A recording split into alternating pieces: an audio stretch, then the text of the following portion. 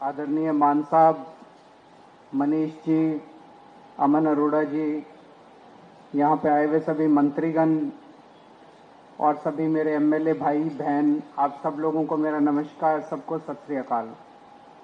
सबसे पहले दिल्ली में आप लोगों का स्वागत है और मैं जानता हूं आप सब लोग लंच का इंतजार कर रहे हैं। मैं ज्यादा नहीं बोलूंगा, बस 2-3 मिनट में अपनी बात खत्म करूंगा। हमारी सरकार को बने लगभग 4 साल हो गए, 10 महीने बचे हैं चुनाव के।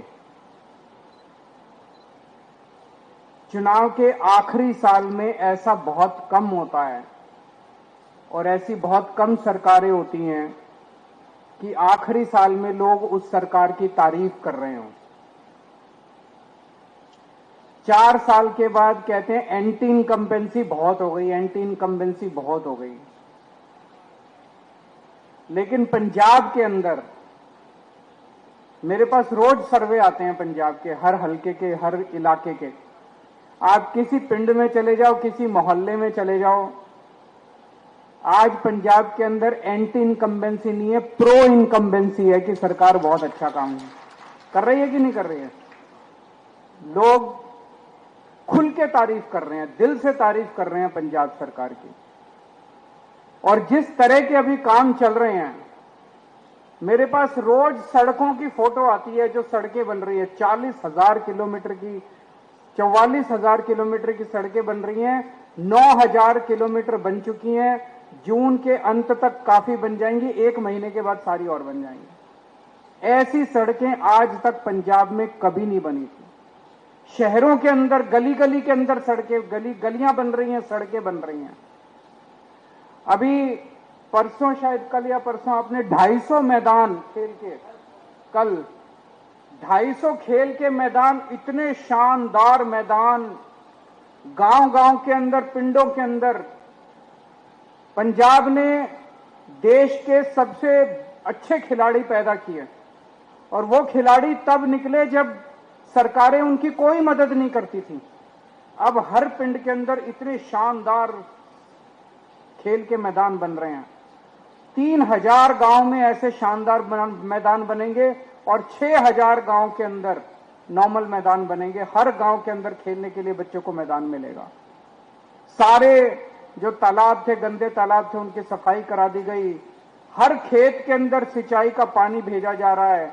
किसानों को दोपहर के अंदर बिजली मिलनी चालू हो गई अपनी खेती की, जब रात को 3-3 बजे उठ के उनको अपनी सिंचाई करनी पड़ती थी।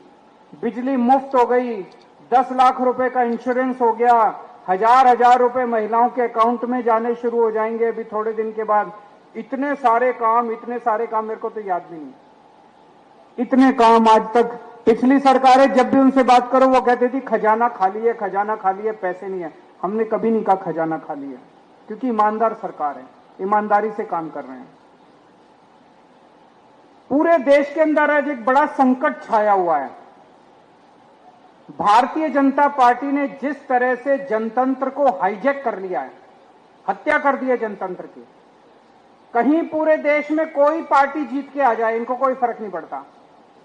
उसके बाद ईडी से, सीबीआई से, पैसे से एमएलए तोड़ लेते हैं, पार्टियां तोड़ लेते हैं, सरकारें गिरा देते हैं, जेल भेज देते हैं, हर किस्म की वोट काट देते हैं, वोट ऐड करा देते हैं। कल बंगाल का जो चुनाव, वो चुनाव थोड़ी था। पिछले 3-4 महीने से हम देख रहे हैं क्या तांडव चल रहा है बंगाल के अंदर। उसी तरह से उन्होंने बिहार के अंदर किया, उसी तरह से उन्होंने महाराष्ट्र के अंदर किया, उसी तरह से मेरी अपनी विधानसभा, दिल्ली विधानसभा, जहां पे हम बैठे हैं अभी, जब मैं जेल गया उसके पहले इस विधानसभा में 1,48,000 वोट थे। जब मैं लौट के आया उसमें 1,06,000 वोट बचे थे। 42,000 वोट इन्होंने 6 महीने के अंदर कटवा दिया। मैं पिछली बार 30,000 वोट से जीता था, 42,000 वोट कटवा दिए। मैं 3,000 वोट से हार गया। जीत कैसे सकते हो जब आप सारे वोट कटवा दोगे? उसका तो कुछ भी नहीं बचेगा। पूरे देश के अंदर यही तांडव चल रहा है। आज जनतंत्र के ऊपर संकट है। जो हमारे शहीदों ने अपनी जान कुर्बान करके, भगत सिंह ने, सुभाष चंद्र बोस ने, जो हमारे देश के स्वतंत्रता सेनानियों ने अपनी जान कुर्बान करके शहीद हमें आजादी दिलाई थी, आज उस आजादी के ऊपर संकट आया हुआ है। लेकिन 2014 याद करो, 2014 में मोदी जी की आंधी आई थी। मई 2014 में जब मोदी जी की सरकार बनी थी तो आंधी चल रही थी। उसके बाद जितने चुनाव हुए, मई के अंदर देश का चुनाव हुआ, उसके बाद हरियाणा का चुनाव हुआ, जीत गए ये लोग, महाराष्ट्र का चुनाव हुआ, जीत गए लोग, झारखंड का चुनाव हुआ, जीत गए लोग। जहां चुनाव हुए ये लोग जीतते चले गए, जीतते चले गए, जीतते चले गए। फिर फरवरी 2015 आया, दिल्ली का चुनाव हुआ और दिल्ली के चुनाव में 70 में से 3 सीट आई भारतीय जनता पार्टी की। तो वो जो रामायण के अंदर एक कहानी है कि अश्वमेध का घोड़ा, भगवान राम ने अपना अश्वमेध का घोड़ा जब वापस आए, अयोध्या के राजा बने, अपना अश्वमेध का घोड़ा छोड़ा कि ये घोड़ा जहां जाएगा वो भगवान राम की जमीन हो जाएगी। और लव और कुश, उनके दोनों बच्चे, जिनका मंदिर अमृतसर में है, वहां पे जब भगवान राम का घोड़ा पहुंचा अमृतसर में, उन्होंने दोनों बच्चों ने उस घोड़े को रोक लिया और तब से कहा जाता है कि अश्वमेध का घोड़ा रोकने वाले लव और कुश थे। इसी तरह से दिल्ली वाले थे जिन्होंने अश्वमेध का घोड़ा रोका था। मोदी जी का घोड़ा चलता जा रहा था, चलता जा रहा था, चलता जा रहा था। दिल्ली वालों ने अश्वमेध का घोड़ा रोका था, आम आदमी पार्टी ने अश्वमेध का घोड़ा रोका था। आज मैं बड़ी जिम्मेदारी के साथ कह रहा हूं, अभी भी आंधी हो गई है। ये लोग सारे चुनाव, असम जीत गए, बंगाल जीत गए, बिहार जीत गए, महाराष्ट्र जीत गए, दिल्ली जीत गए, जहां देखो ये जीतते जा रहे हैं।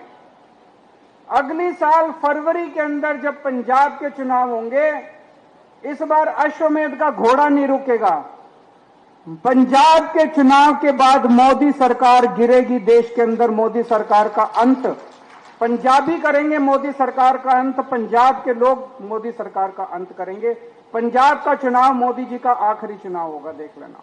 मेरा दिल कहता है, कैसे होगा मेरे को अभी नहीं पता। पंजाब तो आप जीतोगे, पंजाब तो पंजाब के लोग जीतेंगे, लेकिन मेहनत करनी पड़ेगी, घर घर जाना पड़ेगा। जो अभी मान साहब ने कहा, उनको बताना पड़ेगा कि भारतीय जनता पार्टी पंजाब और पंजाबियों से नफरत करती है। एक काम नहीं किया, इनके पास तो इतनी पावर है, सेंट्रल गवर्नमेंट इनके पास है। आरडीएफ में हमें डबल पैसा दे देते पंजाब सरकार को, और 10 तरह से पैसा देते थे, भाई लो पंजाबियों ये भी ले लो, ये भी ले लो। जो हक बनता था पंजाबियों का वो भी छीनते जा रहे हैं। कह रहे हैं अगर इनकी सरकार आई तो पंजाब का पानी सारा हरियाणा को दे देंगे, इनकी सरकार आई भाखड़ा डैम ये हरियाणा को दे देंगे, इनकी सरकार आई चंडीगढ़ उठा के ये हरियाणा को दे देंगे, इनकी सरकार आई ये पंजाब यूनिवर्सिटी हरियाणा को दे देंगे, इनकी सरकार ये तीनों काले कृषि कानून पंजाब के अंदर लागू कर देंगे। ये हमें बताना पड़ेगा कि अगर पंजाब के अंदर बीजेपी की सरकार आ गई तो ये तहस नहस कर देंगे, पंजाब को रौंद डालेंगे। लेकिन इनकी औकात नहीं है। आज तक पंजाब के किसी ने भी अगर भारत के ऊपर आक्रमण किया, वो पश्चिम से आया और पंजाब ने उसको रोका, पंजाब ने अपना खून बहा के उनको रोका, बाहर से आने वालों को। लेकिन इस बार अंदर से एक दुश्मन पैदा हुआ है, इसको भी पंजाब के लोग रोकेंगे, अपने तन मन धन से इसको रोकना है। देश को अपना जनतंत्र वापस दिलाना है, बाबा साहब अंबेडकर के संविधान को वापस लागू कराना है। ये हम सब लोगों की जिम्मेदारी है, पंजाब की जिम्मेदारी है, पंजाबियों की जिम्मेदारी है। उसी के लिए आज आप सब लोग यहां पे आए हैं। ये 7 लोग जो चले गए, ये चोरी करके गए हैं, बीजेपी ने चोरी करी है। ये 6 सीट किसी के पिताजी की नहीं थी, ये 6 सीट पंजाबियों की थी, ये 6 सीट पंजाब के लोगों की थी। पंजाब के लोगों की 6 राज्यसभा की सीट थी। अभी जैसे मान साहब ने कहा 2 एमएलए और 6 सीट, ऐसा हो ही नहीं सकता। तो पंजाब के लोगों की 6 राज्यसभा की सीट के ऊपर डाका डाला है बीजेपी ने, उसका बदला अब अगली साल फरवरी के महीने में लेना। बहुत बहुत शुक्रिया।